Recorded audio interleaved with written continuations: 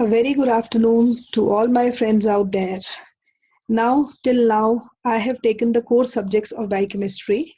Today, I decided to take up a very interesting topic, vitamins. Now, all of you are familiar with the term vitamins. See, generally it is said, no, take vitamin A in your diet, take B in your diet, take C in your diet. What are basically these vitamins? See, one very important point about vitamins I am going to tell you is that they differ from all the other macronutrients which we take. Like we take carbohydrates in our diet, we take fats in our diet, we take proteins in our diet. So as such, if we see, vitamins do not yield energy, but still they are required in small quantity and they have so many important functions to perform. They cannot be synthesized in our body, but since they are again required in the diet, they are the major components of the diet. They're not the part of cell membrane, still they are essential. So there has to be, something about these vitamins.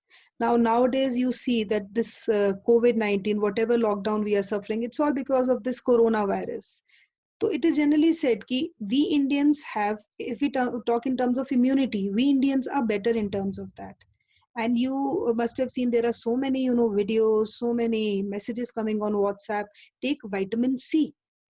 Vitamin C is required to build immunity.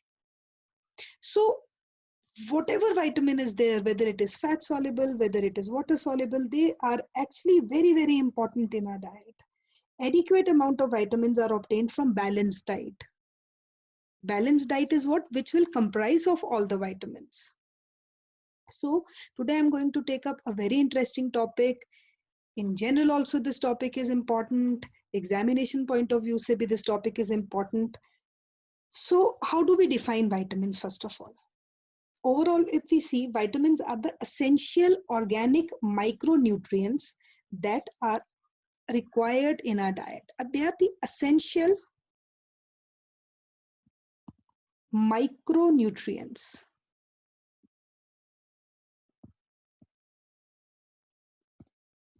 which are actually required for the proper functioning of our body. Right? Now, first of all, we are going to take up the classification of vitamins, which is very important. See, these are some of the terminologies. It was coined by the scientist Funk, and it was actually derived from the word vitamin E.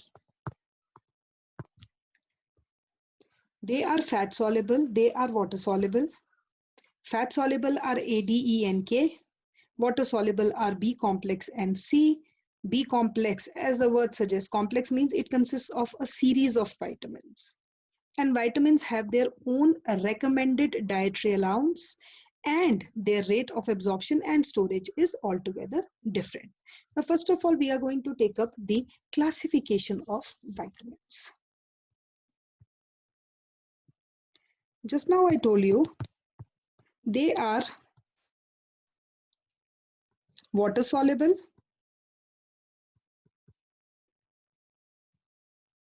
and they are fat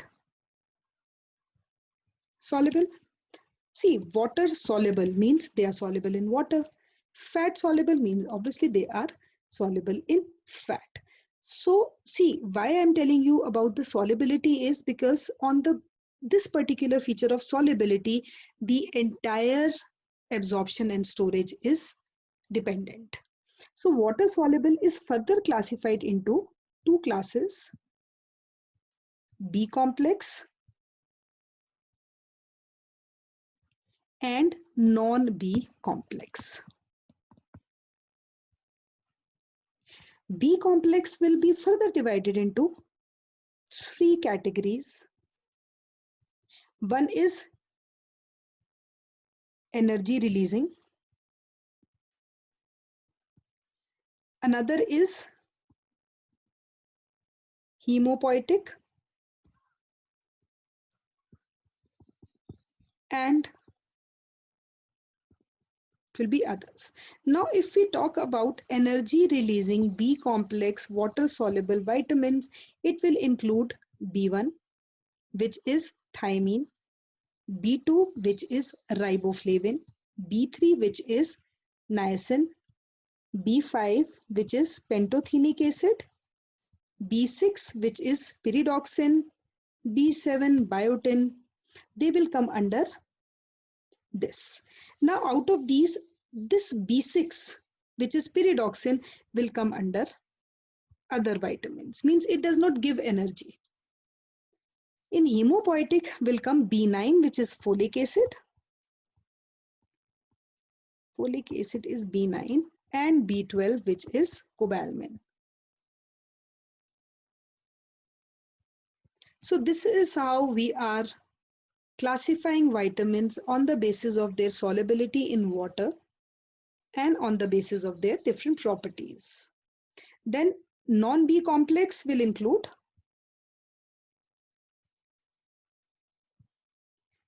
ascorbic acid, which is vitamin C. Very, very important again. Then we come over to fat soluble vitamins. Now there are 4 fat soluble vitamins: vitamin A, D, E, and K.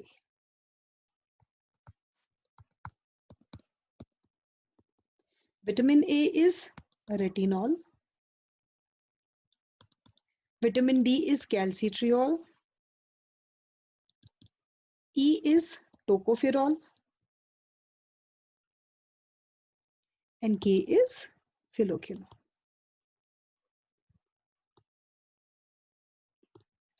So this is the brief classification of the vitamins. Is it clear to all of you? Then we come over to another segment. What are the general properties of these vitamins? General properties. The most important property is obviously their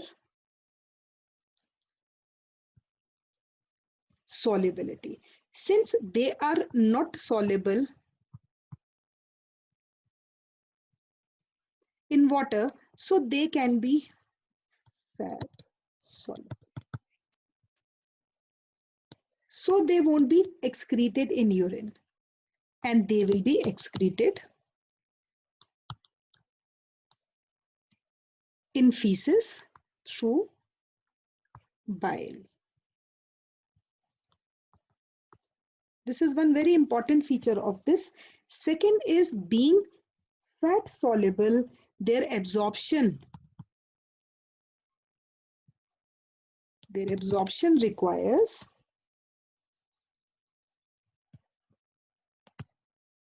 bile salts.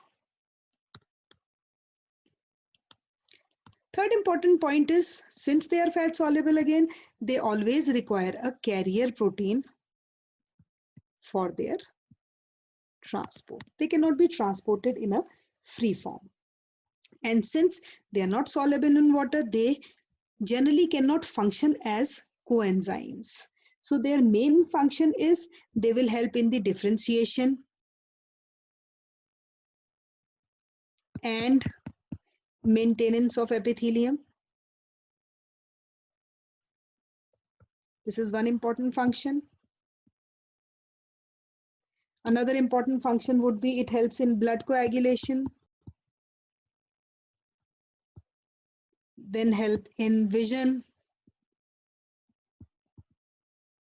So these are some of the properties, and a very important property about these is their excess intake.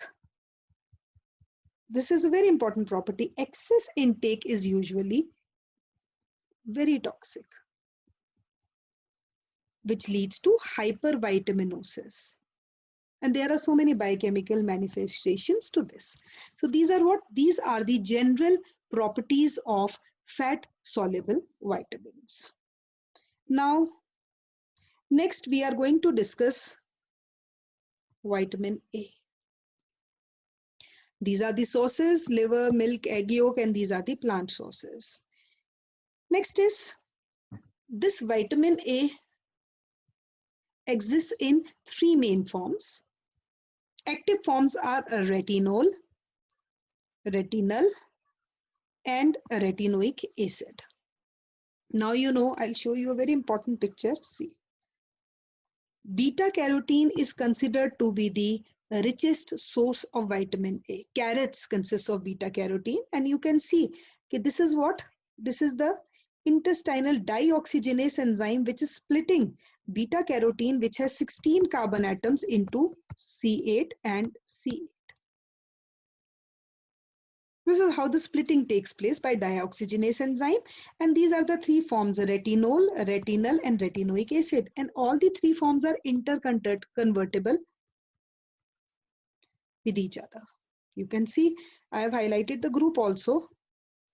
OH can be oxidized to form aldehyde, which is further oxidized to form carboxylic acid, and they all have their specific proteins. Like retinal binding protein is there, a retinoic acid binding protein is there. So these are what they are carrying, these in the form of esters. And retinal is the most important one, which is actually a component of visual pigment rhodopsin, which we are going to discuss in the next slides. And this is how this beta carotene is being cleaved to form two molecules of a retinol. So you can say that this vitamin A occurs in three forms: ol, ul, and oic acid. Then obviously just now I told you, since they are fat soluble, their mode of transport and storage will altogether be different. If we talk about the transport, dietary retinol is transported as retinyl esters in chylomicrons and stored again as retinyl esters. The main organs which store vitamin A are liver and the adipose tissue. So this is how the vitamin A or fat soluble vitamins are transported and stored, where they have different functions to perform. After this, we'll come over to the functions. The most important function of vitamin A is it helps in vision or visual cycle. Second important function is maintenance of reproduction. It is anti-infective in nature. It plays a very, very important role as an antioxidant, and obviously it is anti-carcinogenic in action. We are going to take these functions in detail. First of all, I'll be taking this visual cycle. Now see, this is visual cycle given by Wald. It is also known as rhodopsin opsin cycle. Now see, basically what happens is this, I told you this vitamin A has active form retinal. So this retinal can exist in two forms: transretinal and cisretinal. And what is happening is this rhodopsin consists of what? Opsin plus 11 cisretinal. Opsin has, basically it is a protein which is rich in lysine residues. And normally what happens is rhodopsin is synthesized by the rod cells, and what happens is whenever we enter from, you can say, bright light to dim light, at that very moment, this 11 cis retinal is going to combine with opsin to immediately form rhodopsin, so that our eye can adjust itself to that dim light. Always remember the point to remember about this is that 11 cis retinal is going to bind with opsin when we enter from bright to dim light. Now, when we enter from dim light to bright light, obviously this rhodopsin needs to be split up. So this rhodopsin will split up into its components. from which it has been produced. So one component of this is opsin, which is the apoprotein actually, which is joining. But when we enter from dim light to bright light, this rhodopsin is cleaved. Cleavage of rhodopsin takes place into different pigments, like bathorodopsin is there, then methorodopsin is there, then lumirodopsin is there. So these are what? These are the pigments on which it is being broken down. 1, 2, 3, and finally splits up into opsin and all trans retinal. So we call this process as bleaching also. Bleaching of rhodopsin in the presence of light. Now, once this all trans retinal is produced, it actually, this reaction is occurring in the eye. Okay, this all trans retinal will actually be transported from the eye now into the liver, where this reaction will take place. Now, this all trans retinal will undergo reduction, forming all trans retinol, because some part of all trans retinal is converted into this. Now this all trans retinol will form 11-cis retinol. This 11-cis retinol, when it is required in the dark, will immediately be converted into 11-cis retinal, क्योंकि 11-cis retinal is that active form which is going to bind with opsin to generate rhodopsin. So this is the Wald visual cycle, in which there is generation of rhodopsin and there is bleaching of rhodopsin in the presence of light into different pigments, like lumirodopsin is there, metarhodopsin 1, 2, 3 is there, which finally splits up into opsin and all trans retinals. Right. Then second important was maintenance of reproduction. This is again one of the very, very important function of vitamin A. It has been observed that in vitamin A deficiency, the male rats shows defective spermatogenesis and female rats fail to carry the pregnancy to full term. And definitely deficiency of this can lead to poor growth of bones, reproductive system and teeth. Third important point is it is anti-infective in nature. Now, yes, because vitamin A deficiency lowers the resistance of body towards infections. Antioxidant, जैसे beta carotene is there. It is a very, very important antioxidant, as it inactivates the free radicals. Antioxidant का मतलब क्या होता है? It is preventing the oxidation of the free radicals, so that free radicals cannot damage the cell membrane. And another important function is it is anti-carcinogenic in action. So these are the 5 very, very important functions of vitamin A. Then what are the deficiency manifestations of vitamin A? The most important one is night blindness. Night blindness, why? Because there is increase in the dark adaptation time. That is why it is night blindness. When the you can say dark adaptation time is prolonged, one cannot see properly in dark light. Then it leads to xerophthalmia, where there is dryness of cornea and conjunctiva is there, which leads to formation of very opaque spots on the eye known as Bilote spots. And since I told you it is useful in growth, maturation, differentiation, it can lead to impotence, decrease resistance to infection, and they can lead to growth retardation. Examination point of view, say these are the important questions: night blindness, xerophthalmia, and Bilote spots. Very, very important. So these are what? These are the manifestations of vitamin A. Then this is again a very important aspect: diagnostic tests to assess the deficiency of vitamin A. Obviously, we can estimate the concentration of vitamin A in the serum. So if there is a deficiency, obviously there will be the low levels of vitamin A in the serum, low levels of retinoid binding protein, and there will be increase in the dark adaptation time. So these three are the ones which are the actually evaluating tools to assess the deficiency of vitamin A in a particular person. Then I told you about vitamin A intoxication. Fat soluble vitamins have a very, you can say, it's a negative effect of them, that vitamin A and D, if they are, there has to be a certain RDA for that. If that RDA is crossed, then it leads to hypervitaminosis. And it leads straight away to the rupture of the lysosomal membranes. Very, very important.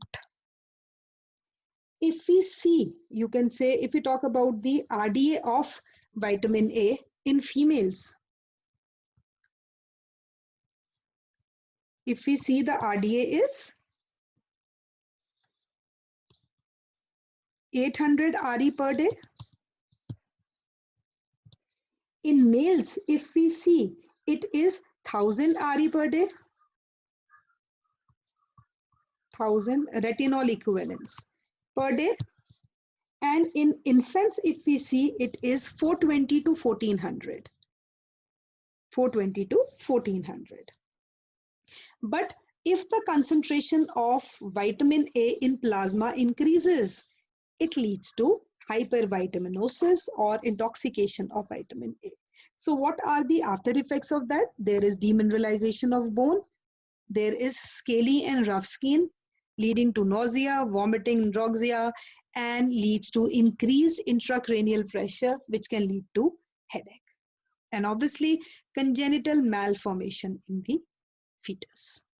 So these are what? These are the different type of, you can say, biochemical manifestations which are actually caused due to increase in the concentration of vitamin A.